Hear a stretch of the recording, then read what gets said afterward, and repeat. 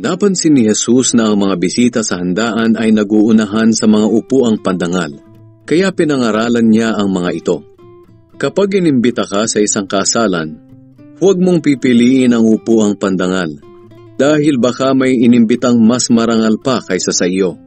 At lalapitan ka ng nag-imbita sa iyo at sasabihin niya, ibigay mo sa taong ito ang upuan mo, kaya mapapahiya ka at uupo na lang sa upuan ng mga karaniwang tao. Ang dapat mong gawin kapag naimbitahan ka ay piliin ang upuan para sa mga karaniwang tao. Para pagdating ng nag-imbita sa iyo, sasabihin niya, kaibigan, doon ka maupo sa upuang pandangal. Sa ganoon ay mapaparangalan ka sa harap ng lahat ng panauhin. Sapagkat ang nagpapakataas ng kanyang sarili ay ibababa, at ang nagpapakababa ay itataas. Pagkatapos sinabi ni Jesus sa nag-imbita sa kanya, kung maghahanda ka, huwag lang ang mga kaibigan, kapatid, kamag-anak at mayayamang kapitbahay ang imbitahin mo.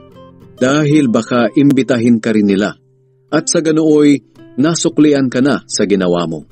Kaya kung maghahanda ka, imbitahin mo rin ang mga mahihirap, mga lumpo, mga pilay, at mga bulag. Sa ganoon ay pagpapalain ka, dahil kahit hindi ka nila masusuklian, ang Diyos ang magsusukli sa iyo sa araw ng muling pagkabuhay ng mga matuwid.